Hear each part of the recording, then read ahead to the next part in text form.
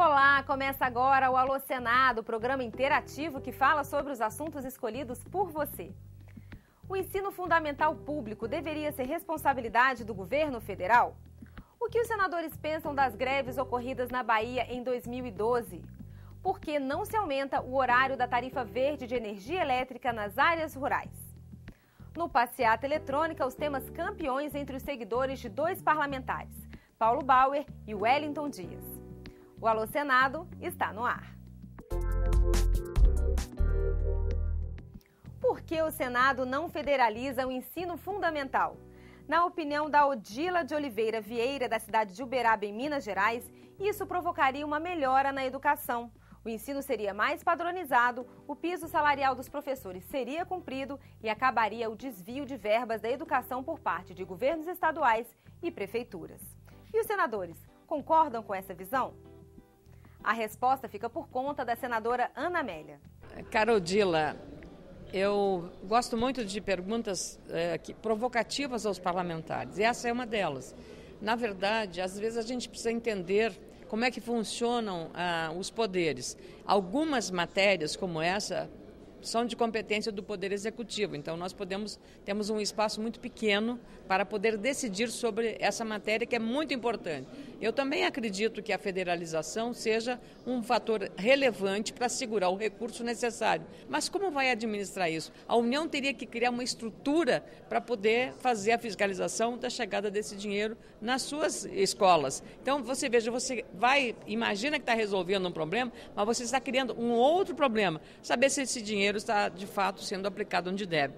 Na verdade, hoje, as comunidades estão organizadas. Tem os conselhos municipais de educação, conselho municipal de várias áreas, que são integrados por representantes da sociedade e que fazem o controle social do funcionamento dos seus gestores. Então, é esse o caminho que me parece mais democrático, porque é descentralizado, da aplicação do recurso. Hoje você pode controlar pela internet onde está indo esse gasto e cobrar do seu prefeito por que o dinheiro não está indo para aquela escola do seu bairro ou da sua vila.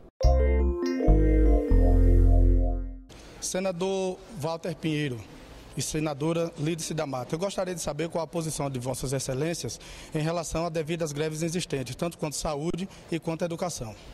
Eu acharia que vocês deveriam tomar mais uma posição em relação à nossa Bahia. Bom, Gilson de Itapicuru, a nossa querida Itapicuru, não só nos posicionamos, os senadores baianos, e aí particularmente até aqui eu e a senadora Lídice da Mata, como também buscamos utilizar o instrumento dos mandatos como um instrumento para abertura de negociação, para ampliação do diálogo, portanto, que é uma tarefa nossa sem substituir o papel tanto do gestor público quanto dos sindicatos. Tá? Portanto, achamos que é legítimo, correto, o processo de manifestação dos trabalhadores em qualquer setor, ainda que esses dois setores, considerados como setores essenciais, por conta das fragilidades que talvez alguém possa ler na presença de uma greve, mas é fundamental, inclusive, que nesses setores os trabalhadores possam, quem mais conhece, inclusive, possam levantar os problemas, possam levantar as suas reivindicações, fazendo das reivindicações o caminho, inclusive, para a melhoria desse serviço. E, portanto, greve não é um bicho de sete cabeças. Greve não é para ser tratada como polícia, greve é para ser tratada como política e política pública, portanto, com responsabilidade. Olha, as greves ocorridas na Bahia, tanto na educação quanto da Polícia Militar, desde o início nós registramos que temos uma opinião de que as reivindicações são justas e lutamos de forma determinada, inclusive nos colocando à disposição por diversas vezes para participar do processo de negociação. Eu lamento que na Bahia nós tenhamos chegado a 116 dias de greve. Foram dias que desgastaram o movimento sindical, que desgastaram o governo e que desgastou a rede pública de educação. Eu sou defensora de que nós tenhamos sempre como um instrumento principal para resolver as reivindicações de servidores e de trabalhadores em geral, o diálogo. Eu creio que essa minha posição foi divulgada, nunca fiquei em cima do muro.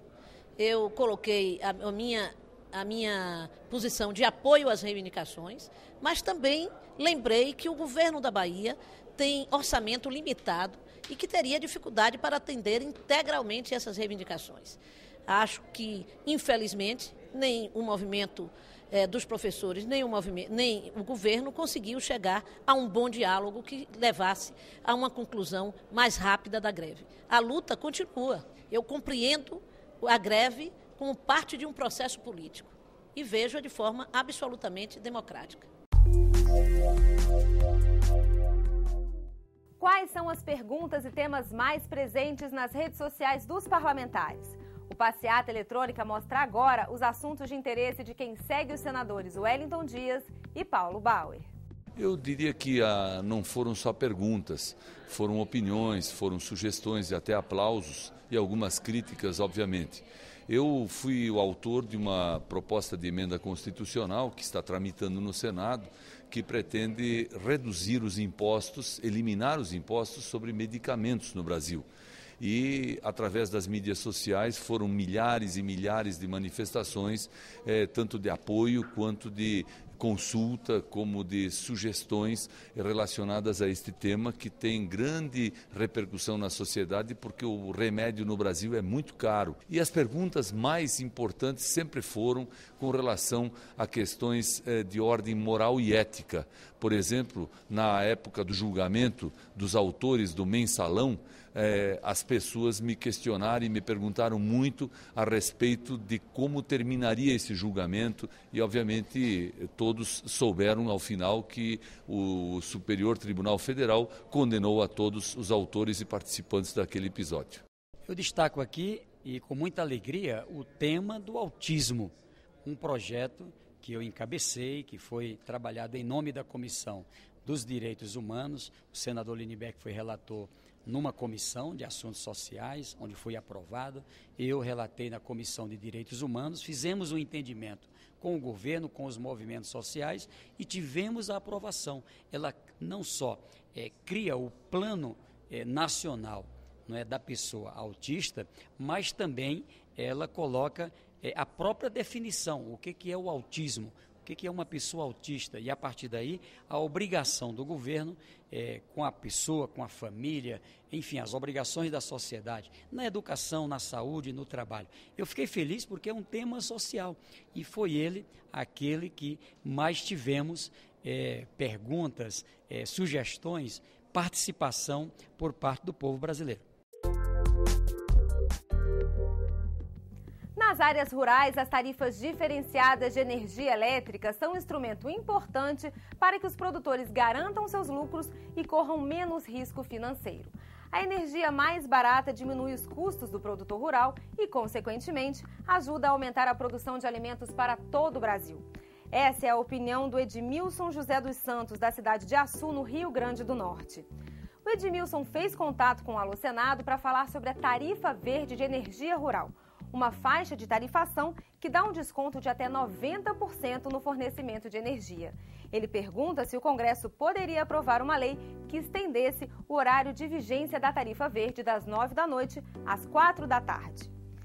Edmilson, o Alô Senado levou sua mensagem ao seu conterrâneo, senador Paulo Davim. Olha, Edmilson, na verdade, o ideal mesmo seria que a tarifa verde fosse 24 horas, porque aí nós estaríamos estimulando, contribuindo com a produção do Brasil. Mas, infelizmente, a gente tem que considerar o outro lado, né? A gente precisa entender que, no momento, a tarifa verde funciona de 21 às 6 horas da manhã, porque tudo isso tem um custo. E o Senado Federal, por mais que nós entendamos a necessidade e sejamos sensíveis aos pleitos, sobretudo dos produtores rurais, os pequenos e médios produtores rurais, os que trabalham com irrigação, nós compreendemos que, apesar do despeito da solicitação ser justa, nós não temos condição de aprovar uma lei estabelecendo custo para o Executivo. Seria inconstitucional. Por isso que nós não temos essa liberdade de apresentar um projeto de lei contemplando a solicitação que você me faz nesse momento.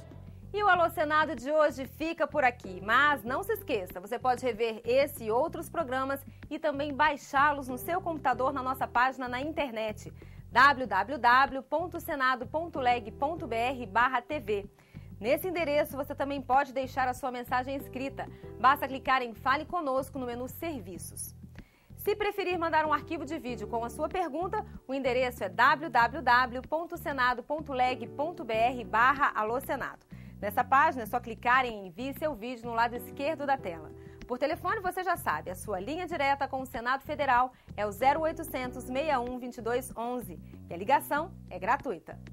A gente se vê no próximo Alô Senado. Até lá!